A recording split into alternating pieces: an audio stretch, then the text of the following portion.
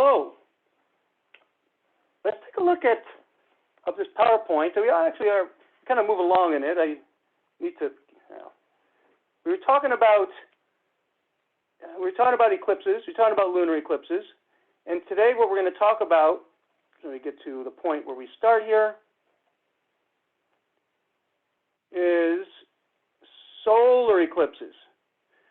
So solar eclipses now. And let's talk about, again, we have the sun, we have the moon, and here's the Earth. Here is the penumbra, and here's the umbra.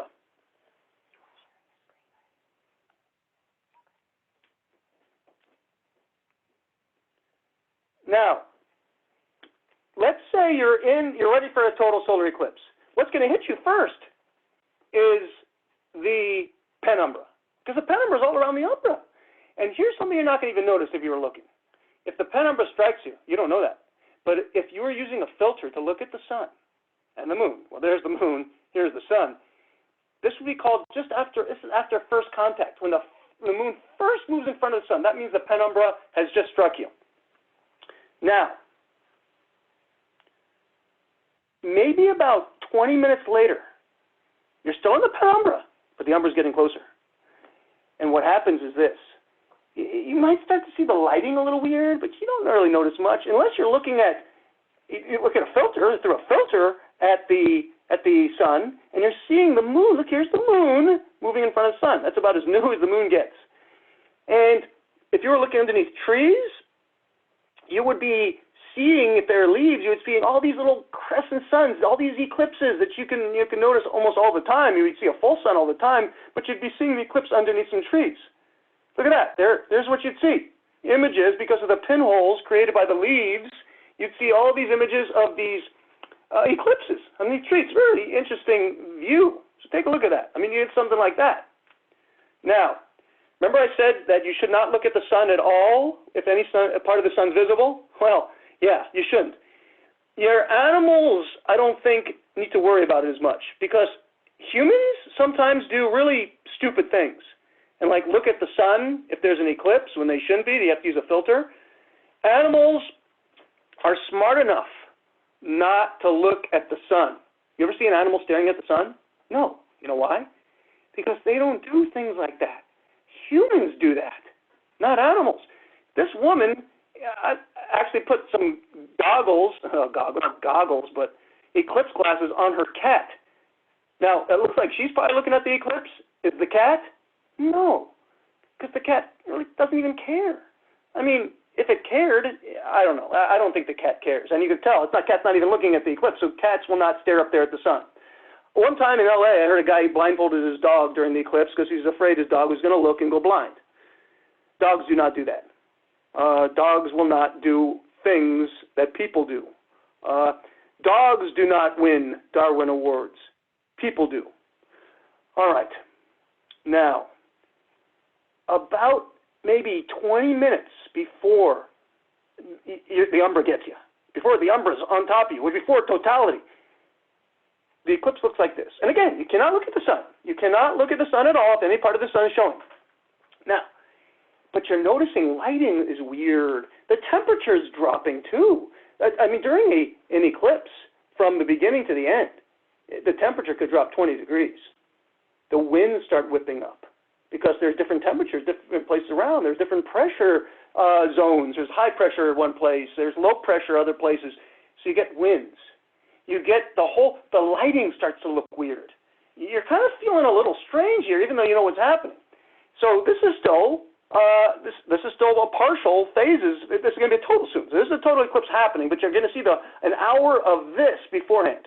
Now, about 10 minutes before the umbra gets you, you're going to see. Now, again, you still cannot look at the sun with your naked eye.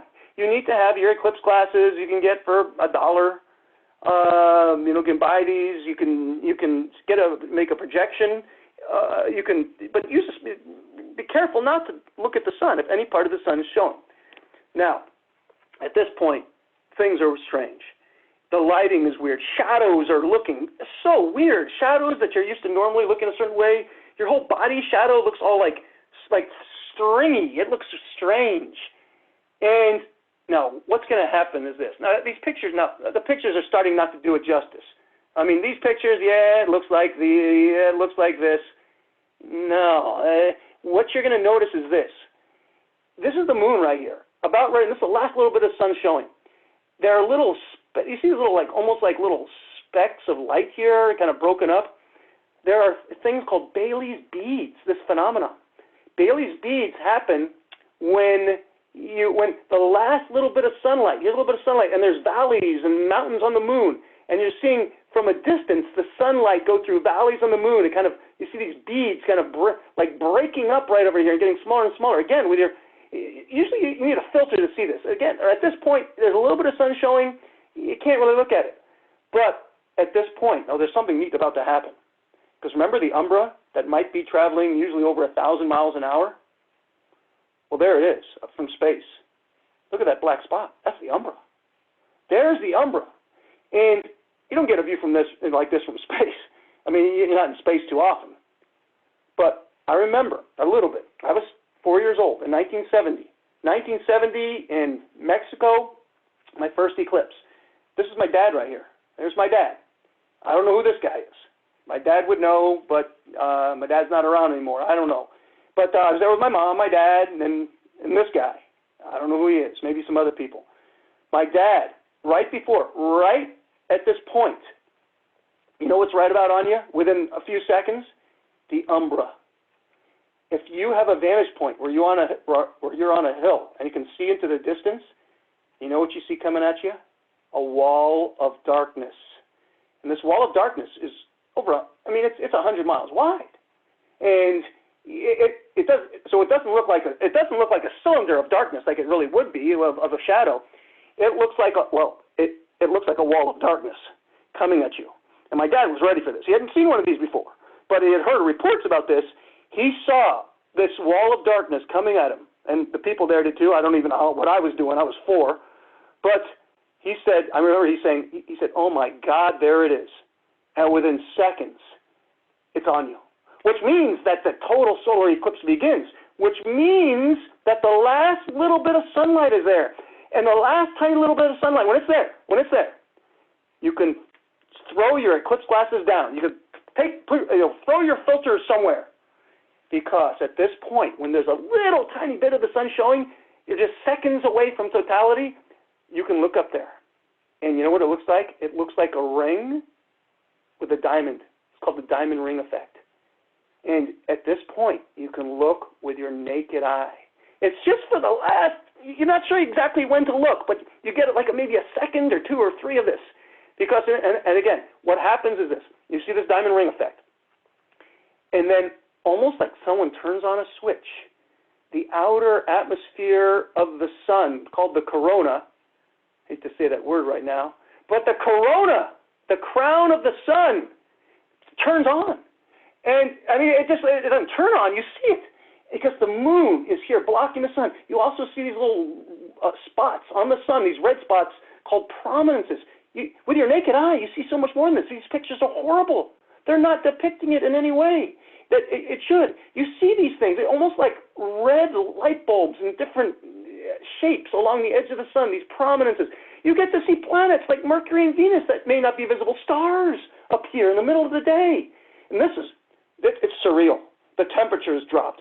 I mean, the lighting has got, there's no way to describe it. The lighting, the color of the corona is a color you've never seen before. It's not this kind of yellowish, no, it's not that.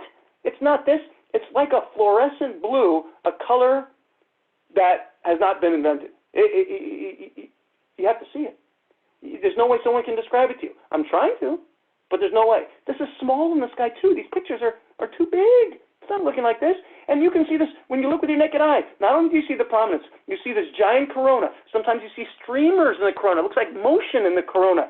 And something else that you notice, like right before this happened, there are things on the ground. There are these ripples you see on the earth called shadow bands.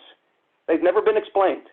It happens as light bends around the sun in some way, and they're moving at like 30 miles an hour. I mean, maybe even slower than that, almost sometimes like walking pace.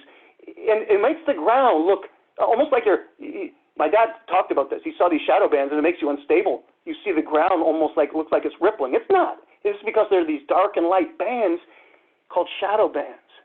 And these pictures are terrible. I mean, sorry, Alexis Brandiker, whoever from Bulgaria. This picture, this poor person spent his time or her time, I'm not sure, taking a picture of an eclipse when you should be looking. There are going to be stars you see. There are going to be planets. Look at them for a second, but then who cares? Don't try to take pictures. Look at the eclipse with your naked eye. Again, you don't need any safety glasses or anything, any eclipse glasses, any sort of special equipment when it's like this. You need to look with your eyes. You can even look with binoculars, but the eyes are the best. Your naked eye. You see so much more. And you see so much more. These pictures are terrible. Sorry, Arnie. It's a good attempt to get a picture of an eclipse, but it doesn't do anybody justice. You got to see it yourself. Now, I remember in Winnipeg in 1979. I saw one, I think, in 1972 when I was somewhere around Maine. My parents took me there, and it kind of got cloudy. There's a problem. Clouds. Now, what if it gets cloudy? Can you say, hey, time out, I only got a few minutes for this, let's do it again, I can't see it? No. If it's cloudy, you're done. You don't get to see it.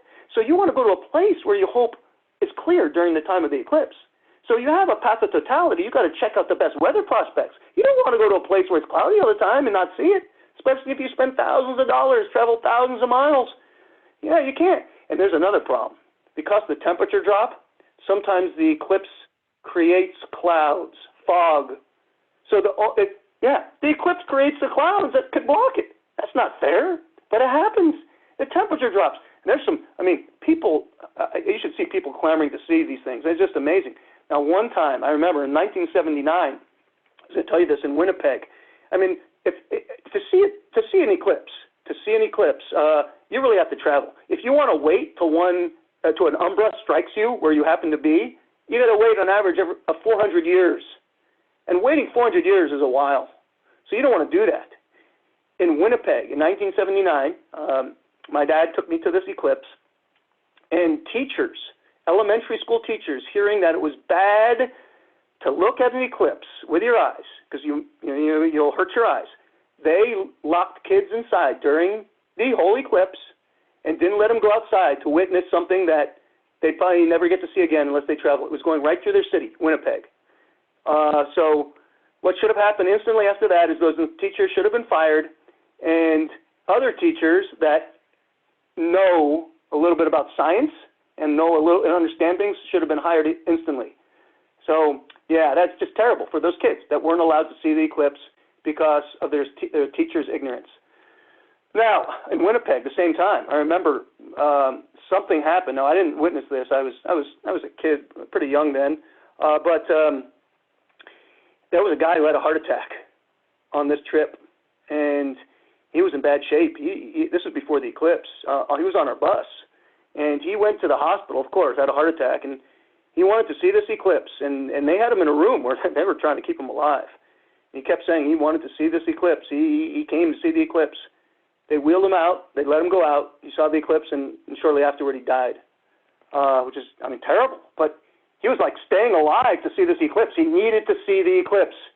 That's why he was there. All these people with us were there to see the eclipse. Now look at this interesting view of the eclipse from I don't know which eclipse this is, and look, it's light over here and light over there. If you're in the umbra, it's relatively dark. Depending on where the moon is in its orbit.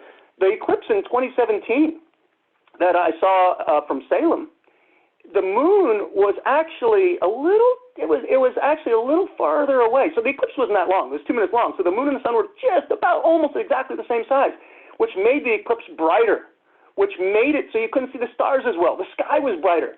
So it was an effect I hadn't seen before in eclipses. The sky was bright. So you couldn't see that many stars. You could see some. You could see the planets, but it was a shorter eclipse, but it was every eclipse has its own personality. None of them look the same. There are all these characteristics depending on where you are, depending on the position of the moon, as far as close or far. And look at this one. Now, again, these pictures are not doing it justice. I don't even know where this is. It looks like pretty far, I don't know. I'm not sure where. Now, here's one. I'm not sure what this one is. So look at this. You have an hour of this. You have an hour until what is called first contact. Or actually, so you have first contact is here. Here's first contact. You have an hour until you have totality. And after totality, diamond ring effect, you have maybe a few minutes. We said up to 7 minutes and 40 seconds, which doesn't really happen. That's like the maximum. And then you have an hour of partial afterward after you're done. But guess what? No one cares at all about the hour afterward. You care about the first hour because you're about ready to get the total. And once you see the total, you don't care about anything else except another total. You're not going to want to spend an hour seeing a partial. No, you don't want to see a partial. You could care less about a partial after you've seen a total. You only care about a partial if it leads up to a total. But as it's leaving, the pen number is leaving you, you want to do it. I've heard reports of people say, do it again. And I remember in Salem, actually, someone yelled, do it again right after. But guess what? It doesn't happen again. You have to plan your next trip, which could be years and years away. Now, in 1991, I was on a cruise. Now, I don't recommend going on a cruise right now, but if you are on a cruise, this was an eclipse cruise. And not only do you get to see the eclipse, I remember 1991, if you go on a cruise, you get constant buffets. So you get eclipse, a total solar, and buffets. Now, the eclipse isn't constant, but the buffet is. So you are actually, I wouldn't necessarily recommend, eclipse cruise is good, but you're not on the ground, you don't see some effects. But if you want to eat constantly for 7 days and in a stuffed stupor, see the eclipse, a cruise. Now again, let's wait on the cruise for a while. But people reporting, people get nervous. People get nervous during the eclipse. And I was with Laura Sparks, another astronomy instructor during the eclipse in 2017. I asked her, and I knew I get anxious anyway. I'm an anxious person. So I'm always anxious. But during the eclipse, I was noticing, I was getting more anxious. What's going on here? I was noticing this in the last eclipse. I was noticing it in 1991, and other people noticed this. And you know what happens? Here's why. Our ancestors who have seen eclipses, you know what they thought? If the eclipse is happening, the sun is getting taken away, they don't understand what's going on. It's just they know that their sun, or the sun, the giver of life, is going away. You know what you think? If the giver of life is going away, you are done. You are toast. And most people didn't even get to see one. If they happen every 400 years from a particular location, you might have heard a report of someone saying, the sun was gone. And you say, no way, it's not going to happen. But imagine seeing one of these. You are going to be devastated if you see an eclipse and you didn't know what's going on. Just the sun's getting taken away. So I think built within people, there's this anxiety from our ancestors. When one of these happens, you know that something is not right. Now, today we know it's a spectacular thing. It's something that's incredible to watch. But to tell you the truth, it isn't right. There's something it's beautiful, but it is something that you cannot describe. And I think that we have that within us. So I kept asking Laura Sparks during this eclipse, during partial parts before the total. I said, "Hey, are you anxious yet?" "No, I'm fine." And then as I was getting closer to total, she said, "I feel weird. Something's going on. This because of the surroundings are all. The lighting and something is just not right." So I was happy she was anxious. It wasn't just me. Now, look at this, a progression of eclipse over, I think, South America at one point. Now, we talked about annulars, and I had never seen an annular in 2012.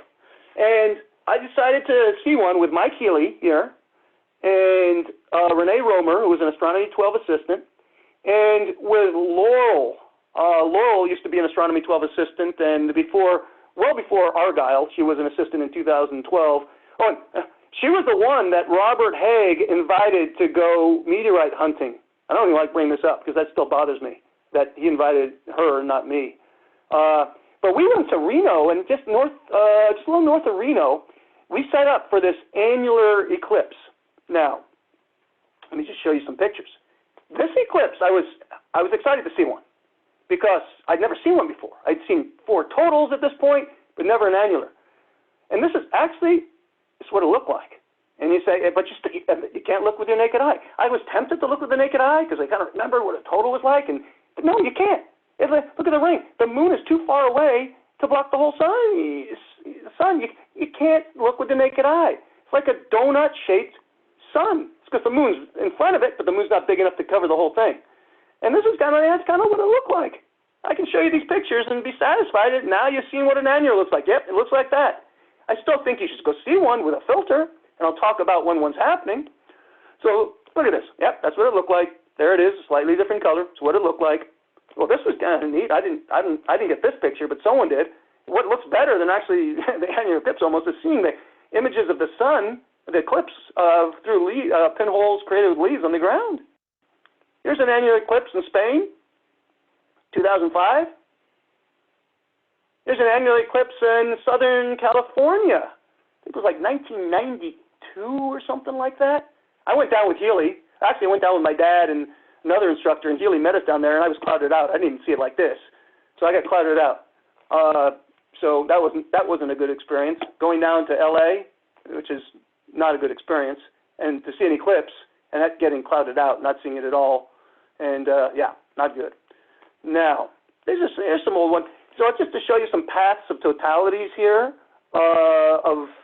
through the U.S. and through Canada and through Mexico. And now look at this. Here's one. Here's one that I'll show you a little more closer up in a bit. 2024, April 8th. Look at that path. That's one you're going to get extra credit for. I'm going to give you 5 points. Now, here's one I'll give you 10 points for. 2040. Now look at this. Look at this path of totality. Northern California. 2045 on August 12th. You get 10 points for that. Because you have to wait a little longer. I mean, that's another 21 years after this one. Now, this is the one in 2017. Look at the width of this. It's because the moon was a little too far away. You remember, the moon's closer, you're going to get a bigger umbral spot. The moon's a little too far away. And this is one through Oregon and Idaho and Wyoming through the Midwest. So this is the one. This is the one you should plan on. But you got to get weather prospects because this is April. If you decide to go, let's say, to Oklahoma or Texas in April, well, you know what might be joining you for the eclipse? A tornado. You got to go to somewhere. Now, I'd love to see a tornado. I have tornado dreams, and I know people in the Midwest probably have tornado dreams and wake up in a sweat. I have tornado dream and wake up and I'm upset because I thought it was my first tornado. So I want to see a tornado, but safely. I don't like that tornadoes damage things, but I love tornadoes. But I'll talk about that later. Now, so here's one, 2024. If you want to go to, actually, you know what? You go to any one of these. If you go to any one of these in the future, you're not going to go to one in the past. I'll give you points. I'll give you some points. Now, let me show you some other things here. I have a site to show you. Annular ones. Annular. There's 2023 on October 14th. Now, here's one in 2012. That the one I went through. That went through like Reno and some other states. 2023, there's going to be one. We're going to talk about that. And I actually will give you some points for that. I think I'll give you 4. I'll give you 4 points for that one. Not 5, but 4. Because I want you to see annular, but I really want you to see a total. You got to see a total. I'll show you some more of these. So here's the 2012 one. The eclipse of 2012. There was the path of annularity. And we were right about here to see that there in red. Here, should be a video, but it's not working on here. It's okay.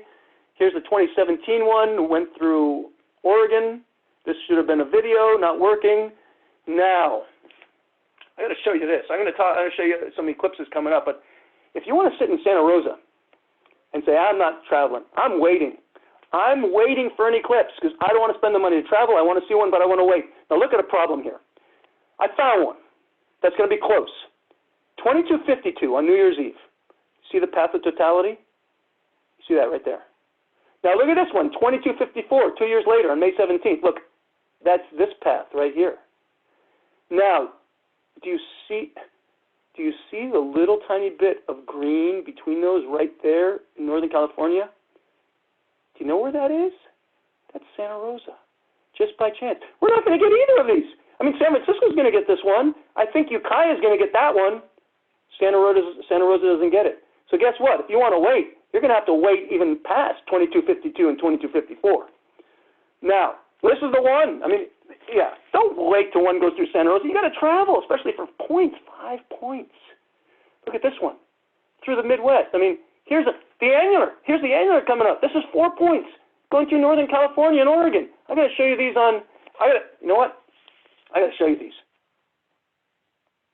I have something for you.